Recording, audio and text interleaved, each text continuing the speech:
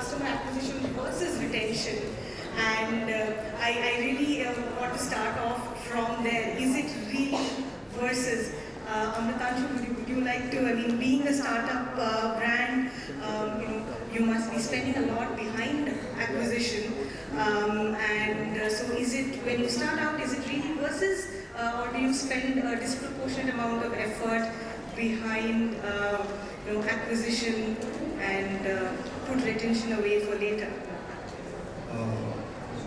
I think it's very well put, and it's not an either or question. Like you mentioned, it's something that has to go hand in hand, and also the stage of the business is also important, right? So if it's very early, right? So we're looking for product market fit, we're looking for some sort of a baseline retention behavior before we actually start investing money into acquisition, right? And at a steady state, the one way how I try to paint a picture is that imagine that the strength of the business is how far a car can go, where retention being the fuel efficiency, the engine of the car, and the fuel being the acquisition, right? So both the efficiency as well as the amount of fuel that you're putting in is going to determine how far the business is going to scale, right? So in that sense, I think it's not one versus the other, like you rightly pointed, but in the early days, I would actually, contrary to popular opinion, I would focus a bit more on retention with some acceptable baseline, go heavy on acquisition while fixing retention on the go. Sahil, what about you? Yeah, I think I agree to what he said. So it's an decision, not either. I think it also depends on the stage of the brand. So of course, when you're just starting out, you need to acquire a few customers before you start retaining them, so to say. And then it's a healthy mix of the two, because your buyers are the ones who will eventually give you the lifetime value. They will give you a profitable sale in the future. Whereas the new guys continuously need to do that recruitment. So you grow as a brand, because for any brand to grow, you need to grow trials, grow awareness. So I think it's a healthy mix of both. That's the same. I'm in the same boat. And this is the story of startup brands. It's not much different for the traditional legacy ones you've worked with in the past. The way I see business is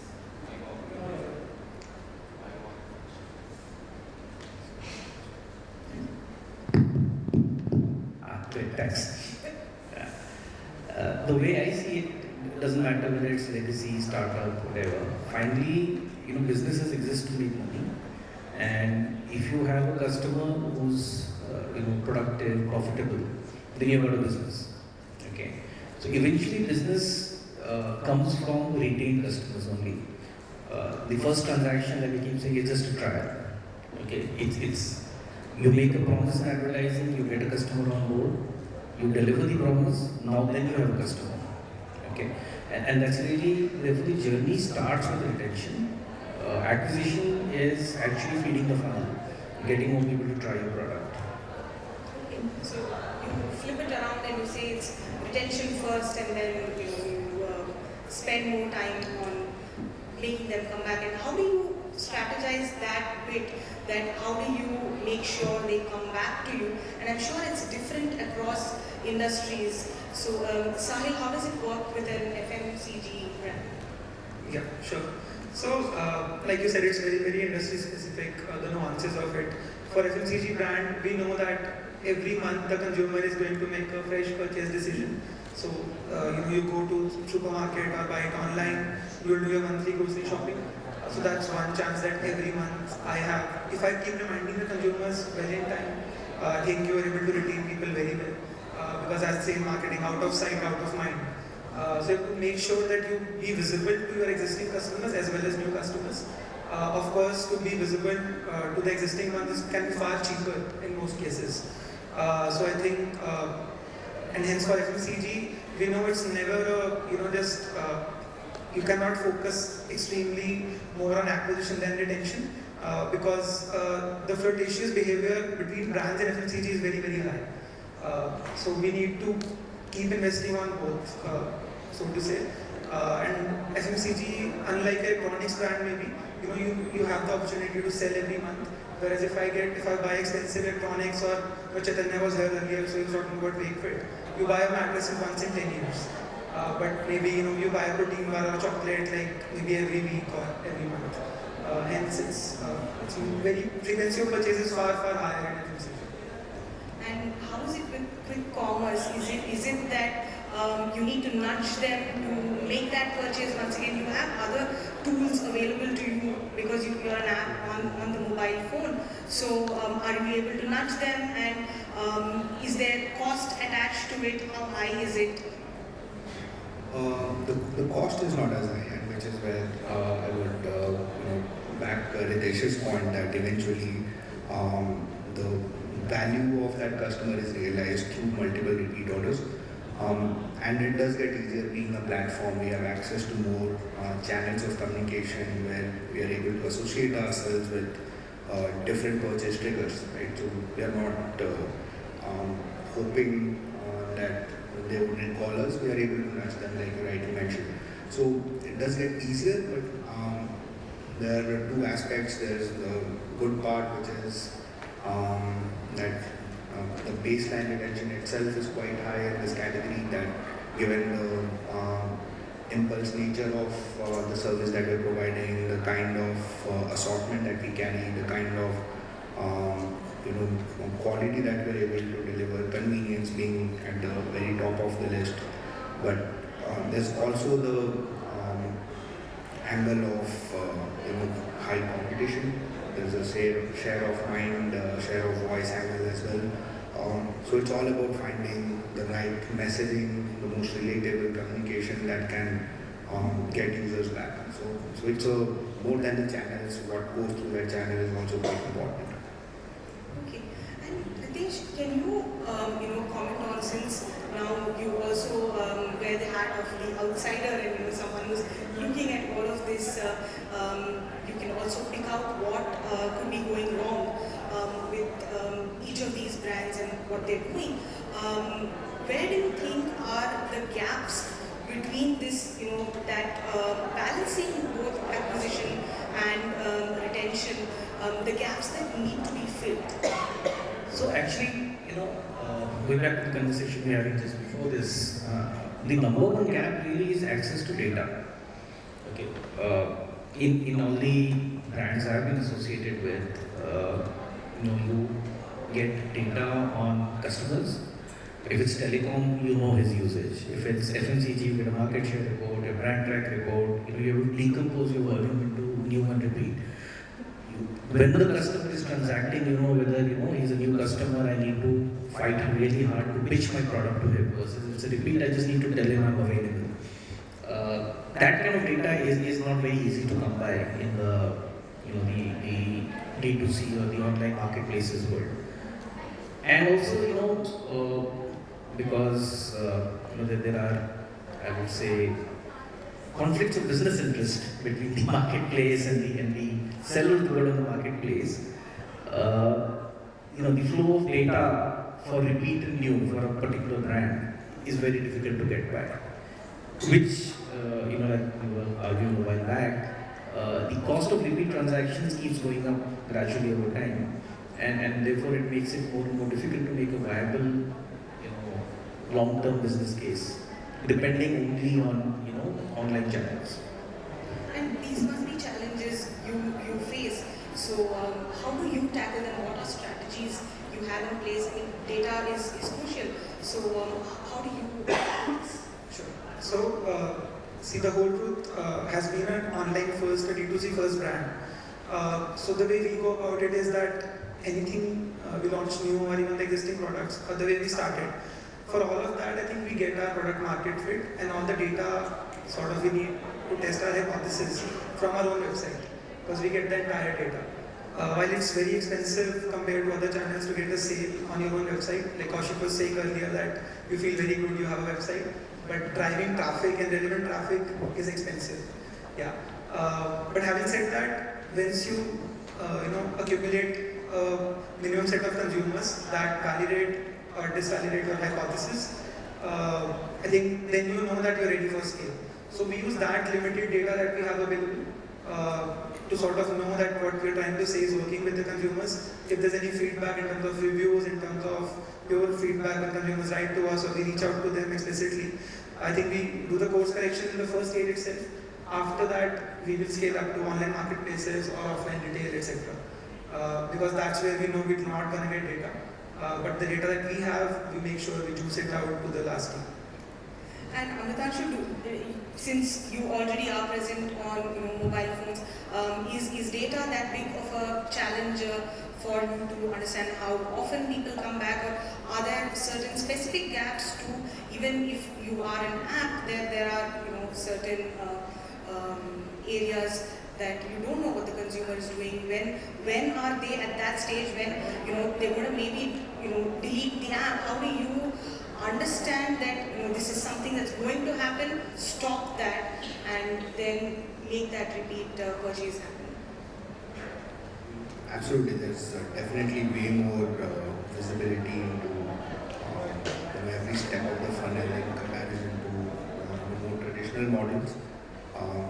So we have strong indicators of a lot of intent, and even if we are not able to arrive at those rule-based communications that you mentioned, we can always go back and see what were the sequence of events that happened before a certain unfavorable action happened. Right? So then we can replicate, create journeys out of it. A lot of the tools that we use facilitate that.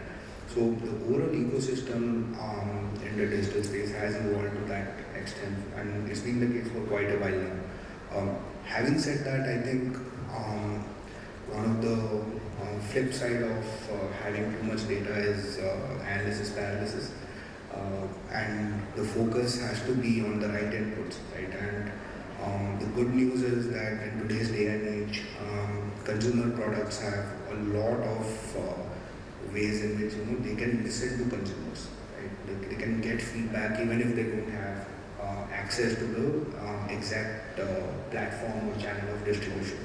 Right? There's social media, there is a lot of feedback that those individual platforms will give. There's reviews on those platforms.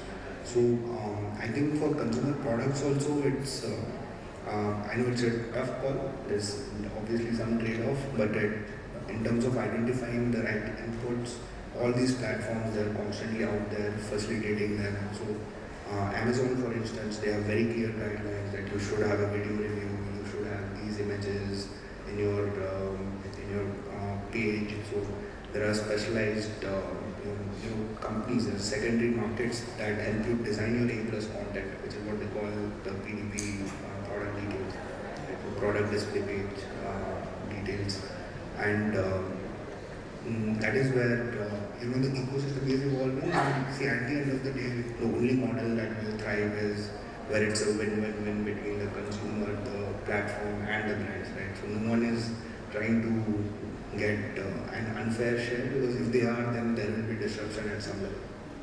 But that's the thing, right? So even though the ideal situation is the win-win-win, but like we were speaking earlier, the platforms that kind of rule the online world, which creates all of that awareness, the house wins, like you were saying earlier. So how do you then tackle that, how do you, for a lack of better phrasing, game that system at that point? Is there a way out? You're seeing from the lens of so basically brand. that, from this lens of a brand, that discoverability is becoming a challenge online. So Yeah. how do you handle that? See, discoverability, for sure it's a challenge, because as platforms mature, they will list more and more brands and products, and platforms at the end of the day are trying to identify the right sellers for buyers, and not the other way around, right? So it's a consumer-driven economy, right? So discoverability will become a challenge from that lens. But having said that, it's never going to be the case that consumer wants to buy a whole truth product, but I will not show it at all. Right? So because I want that consumer to convert and then keep retaining. The objectives for whole truth and me are the same, right? But in whole truth's case, it will be restricted to whole truth. In my case, whatever works for the consumer. And Sahil, how does that work for you? When you want your product to be seen out there, and you're trying to acquire this customer, a potential customer, but you're also competing with so many others. There are so many brands that come up. The space is very cluttered, whatever category it be, right? So how do you go ahead and make that acquisition in the most efficient manner possible? So I think there are two ways to look at it.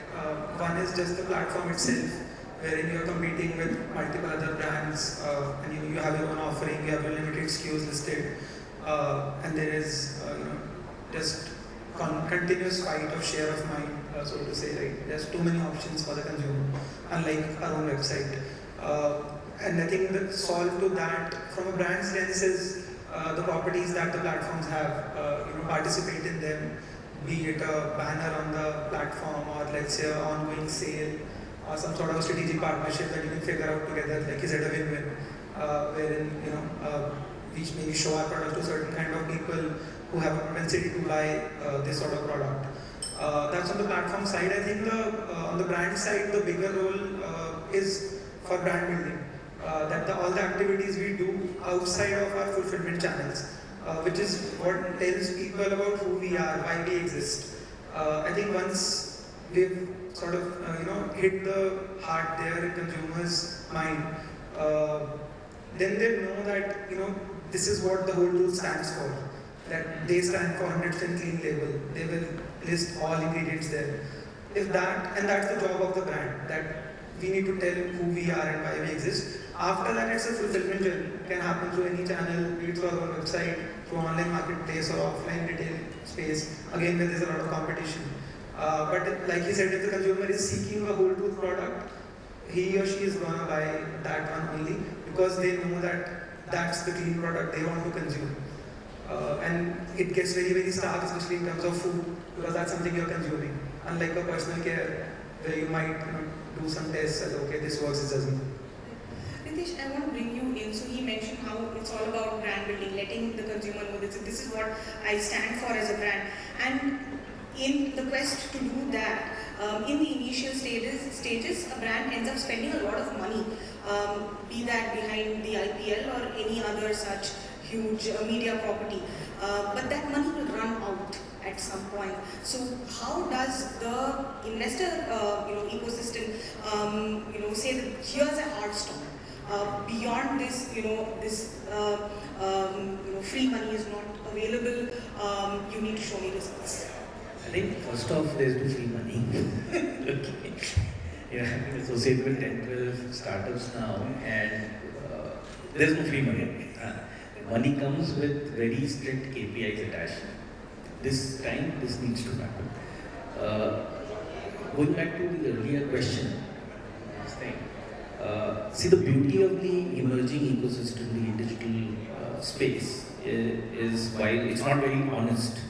Okay, I think there are problems in showing a customer who's searching for product A, product ABC, etc.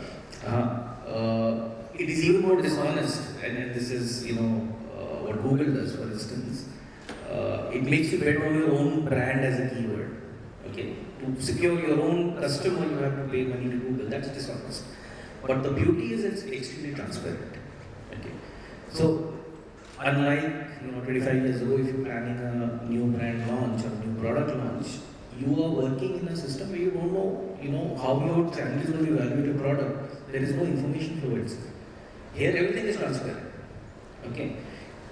What you need, therefore, is to build a strategy, taking on board what is the role that this platform can play for me, what is the role that discovery platform like social media can play for me, etc., etc. Along with what are the challenges I'll incur. And the number one challenge everyone incurs is, then going back to the point about acquisition versus retention, getting the product tried is the first step to the journey. Why should the customer repeat? Mera strategy kya hai to get the guy who hooked to me, and it cannot be advertising, right? In the case of World Tour, that will be the product experience. In the case of Zepto, it will be the speed of delivery. Whatever it is, the experience has to live up to the promise, and the promise has to be relevant to start. If these two ticks are there, everything else can be covered at the time of strategy building, and it can be sold accordingly to the investor. I think the money running out happens is when the business model fails, or the delivery against the promise is where you are running short. Okay. And I want to quickly, if you can, not going into, since we are almost running out of time, how do you measure retention when you have all of this data, and there could be a chance of data paralysis. So how do you measure it? Yeah, so we always look at business acquisition or retention from first principles, and it all boils down to, for us, in terms of product repeats. You can look at multiple metrics which are all created by fancy MBA people, but it boils down to just the product in a lot of cases. If you're a product company, that's what it is. If people love your product, they are going to come back and buy. Our job is to remind them, and we need to do that job very sharp and very right. And we've seen that time and again, right? If people don't like your product or they see a problem, even if you tweak it a little bit over time, people will drop off. Like if I were to just quote a metrics like you were asking earlier, probably so very minimum I would just see what percentage of my buyers are coming back month on month.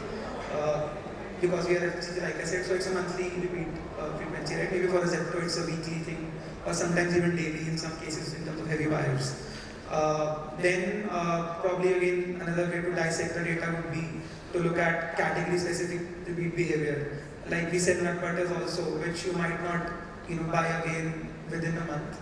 Probably you'll repeat it 2 months. So you have to dissect the data intelligently to see product repeats in the first place. Then of course there are these industry terms which are cohort analysis. So you can look at your monthly cohorts, quarterly cohorts, last 30 days, 45 days, whatever you want. But I think that's where it boils down to. And then there is this another layer of data which you can build on top of it. Maybe in terms of engagement with the brand. That even if somebody has your products in their pantry, people keep continuously engaging with the brand. That talks a lot that that they don't need the fulfillment at this stage, but the retention is happening through engagement. It's like we've been lucky in terms of that our Instagram followers come back to us for content, not for product ads or whatever.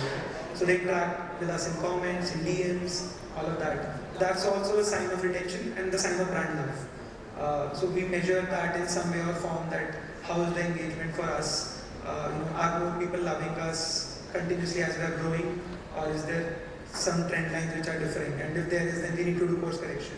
Or are we able to reach the existing consumers as well as we are doing the new consumers? So those are the ways I think we would look at it. Amitanshu, how about you? I would just, I should have recorded what Sai said.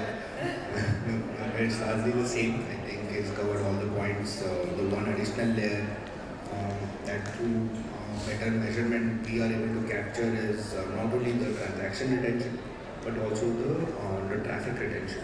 Right? So are people actually coming back? Are more people coming back and fewer people repeating? And that becomes critical for us because we were so close to a repeat usage. Right? So if we are seeing a drop off at that stage, then it's even more urgent for us to revive that. So, but outside of that, everything that Sai just mentioned, same cohort analysis, in terms of the category retention, not only the platform. In our case, we also have to go to a micro market level, right? So, for example, BKC is very different from Bandra West for us, right? So, the demography is different, the behavior is different, and one thing that we have not moved to yet, a bit early for us, but brand retention will also become very critical. Yeah. And do any of these, have these metrics kind of changed at all over time? Just because now we have all of this data that we can analyze, is it that things are different today than they were, say, 5-10 years ago? Totally. See, getting data which is behavioral and near real time has always been a challenge for FMCG marketers since the last 25 years. So it has become much better. At the same time, because there is so much data analysis patterns in Bhargari, what marketers today don't realize is there are some important pieces of data which are missing. So for instance, you are running after so many channels of acquisition. What you call performance marketing, actually this is sales promotion, right? It's acquiring a sale today. Which channel is acquiring a better customer with a higher lifetime value? These kind of analysis are very difficult to do because you don't have enough data. And जो data आ भी रहा है, you're not warehousing it right to be able to run it across the entire funnel and see. Zepto gives me an acquisition cost of 2 rupees, but gives me a lifetime value of, let's say, 5 times what Amazon gives me. वो analysis कर पाना बहुत मुश्किल है because data उस तरीके से आता ही नहीं. And I think we just have enough time for a couple of questions. The gentleman in black shirt.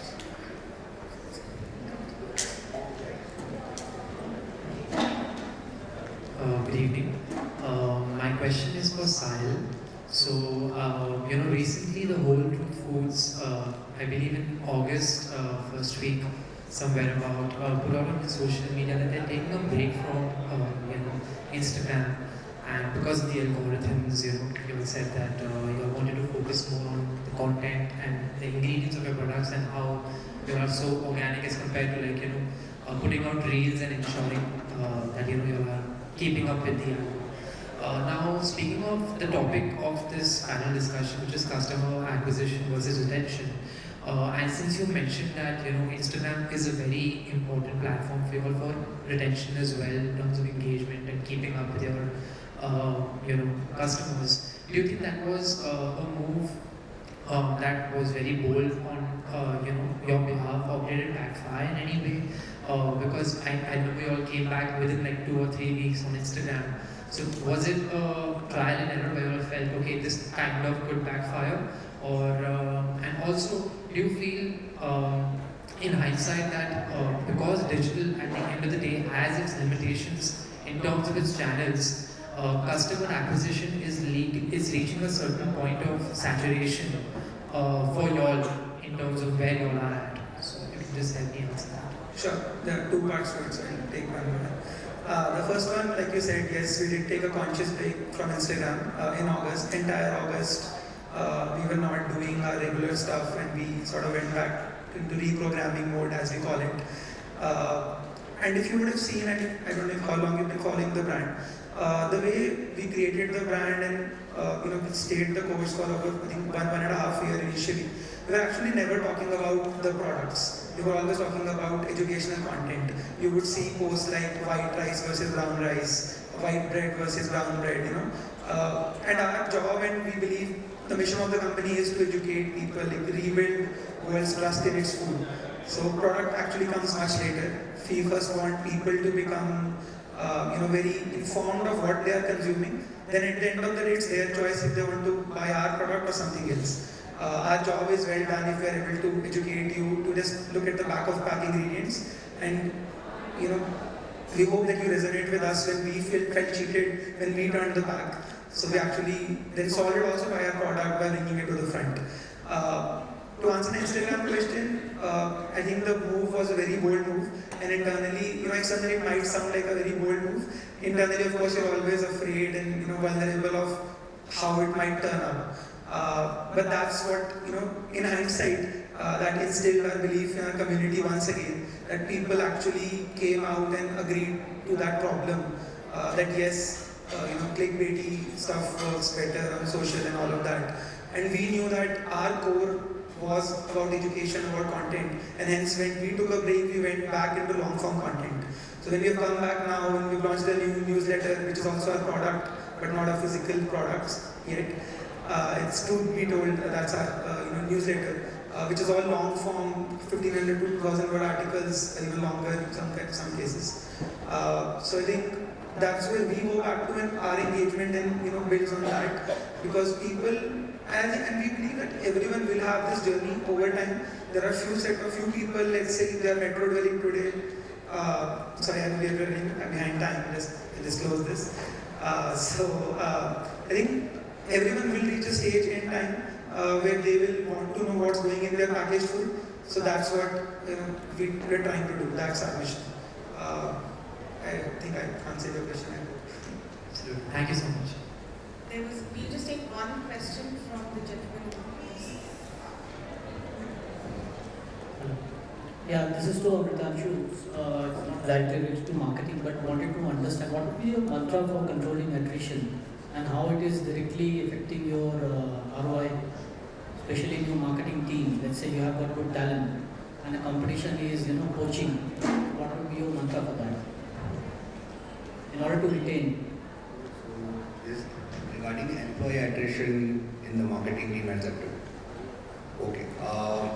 So first of all, not had much of that. So thank God for that. And secondly, I think we spend a lot of time and effort in grooming all employees in the best possible manner and gearing them up for success. And it's unfair for anyone to assume that they are going to retire here, right? So any of us is going to stick to one company. So if they are going somewhere and they are succeeding somewhere else, I think they have all the best wishes from our side. But having said that, our duty is also to create an environment that they don't even consider that, and to the largest extent that is what's happening right now. We are out of time.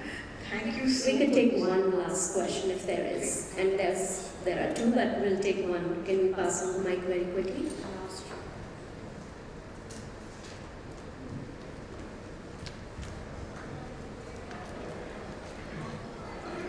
Hello, hi, thank you. I'm Ankit Chabra from Pocket Aces Pictures. I wanted to ask the panel that an important part of customer retention in online retail is the ease of returns, replacement, refunds, right? So A, what is your strategy to tackle that whole aspect? And B, should brands keep a certain percentage in their P&L to account for that?